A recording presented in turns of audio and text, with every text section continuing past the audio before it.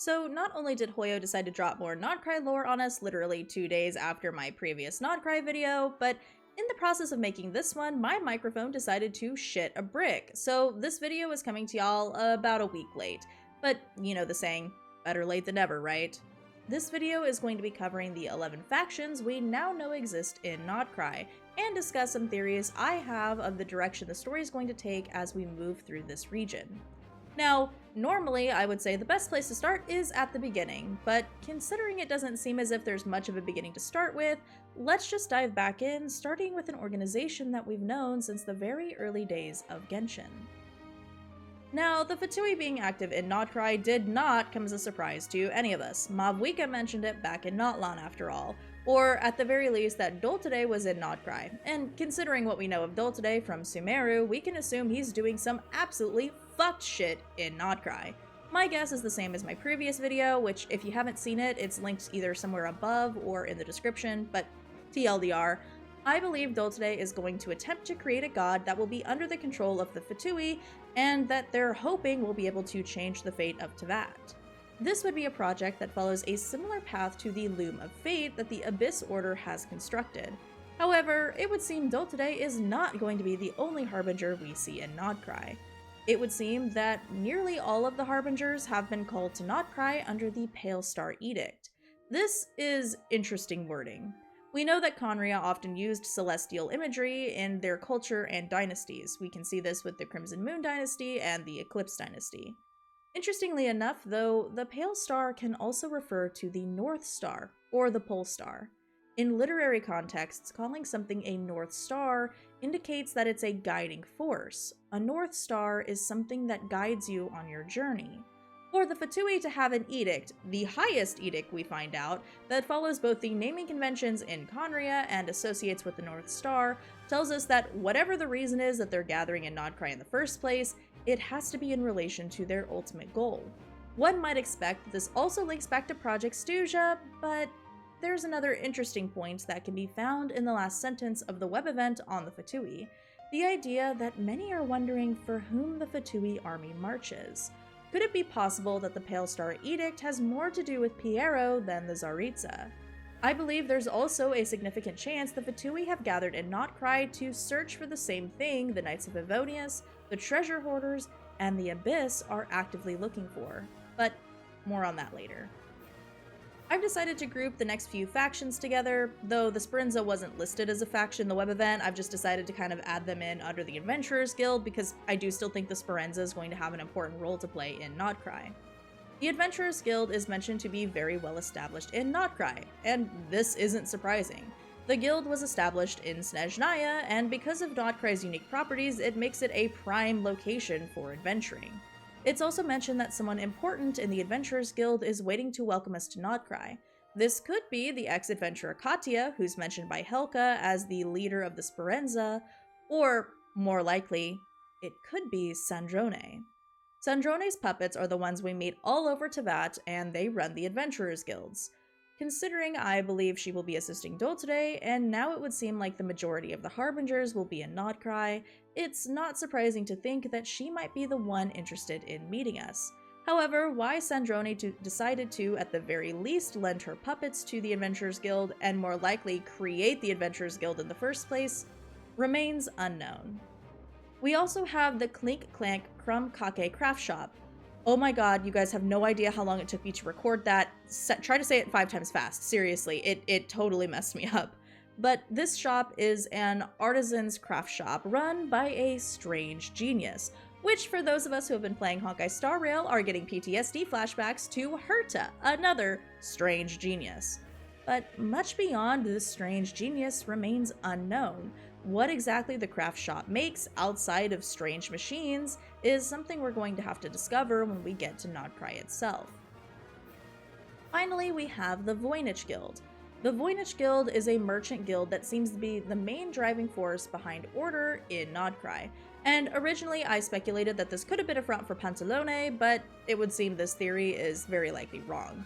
Instead, it would seem that the driving fear force behind the Voynich Guild lies with their boss lady of the Curatorium of Secrets, a sufficiently ominous name, And it does make one wonder, just what kind of secrets does the boss lady curate? The next section I've grouped together based on their likely long-lived presence in Nod-Krai. The Snowland Fae were followers of the first Cryo Archon, not unlike how the Oceaniads were once followers of the first Hydro Archon. And it's said that the Cryo Archon ruled the Northlands in their entirety. The Snowland Fae seem to have been stripped of most of their power, but the Song of the Welkin Moon tells us that they still often influence the nations in their own ways, which likely means these Fae have been spread out all over Teyvat. This is particularly interesting because, for one, neither Zhongli nor Venti have ever mentioned the first Cryo Archon, and given Venti in the comics made mention of Murata, a previous Pyro Archon, it's interesting that neither have made mention of this Archon. Moreover, Venti even states that he used to be really close with the current Cryo Archon, but that she changed after the Cataclysm. Another interesting bit of lore is the idea that we've likely already met some of these Fae in Teyvat. My thought process is that Alice and Klee might be descended from this species, and it would make sense for one of these Fae to be involved with the Hexen Circle. And given Alice seems to be an incredibly powerful magician, and moreover her and her daughter seem to be part of a very long-lived species, it makes sense if they would be a part of this Fae race. It also seems like we can assume these Fae are somewhat separate from the Seelie race in some sort of way. Though Seelie is a word often used to describe Fae, it would seem like these Fae have retained more of their power than the Seelie have. The Frostmoon Scions are descendants from the legendary Golden Realm. Now, whether this is a reference to the Light Realm, which I think it is, where many of the Vishops and dragons come from, or the original era of humanity in Teyvat, is up for a little bit of debate. However, in my opinion, it seems like they're likely from another dimension, like the Light Realm, as it would seem that they've chosen to take up residence in Nod-Krai. Moreover, the Frostmoon Scions still worship the Moon Goddess.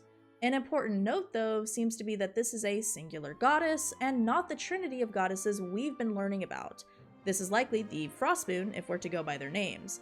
And it also seems as if the Frostmoon Scions are in conflict with the Fatui, shocking absolutely no one. This could have to do with the idea that they can use a power that predates the 7-element system in Teyvat. Finally, we have the Lightkeepers. Now, it would seem that this is a group of people that have defended Nod-Krai from various threats in the past, but in the present day, they're trying to defend the people from the Abyss and likely the Fatui, but they're extremely weakened. According to the Song of the Welkin Moon, it may not be possible for the current generation of Lightkeepers to defend the land from the Abyss for much longer. And it's also stated that the Lightkeepers defend Nod-Krai's freedom and peace, not just from the Abyss, but from other unknown incursions. This could mean that the Lightkeepers are also in direct conflict with the Fatui as the Fatui gains more ground in Nod-Krai. It's probably pretty apparent why I've decided to pair the Knights of Favonius and the Hexen Circle together, given the Hexen Circle seems to have made their base in Mondstadt. However, one has to wonder if it's the Hexen Circle that's helped lead the Knights of Favonius to Nod-Krai. The Knights of Favonius have followed Grandmaster Varka to Nod-Krai on some sort of crucial mission to find something. More on that later. And the Hexen Circle seems to have an interest in Nod-Krai as they are the edge of the world. We know the Hexen Circle has some questionable members, such as one of the 5 sinners of Conria, Reindoltir. But there are others that seem to be attempting to fight against the fate of Teyvat, like Nicole and Mona's master.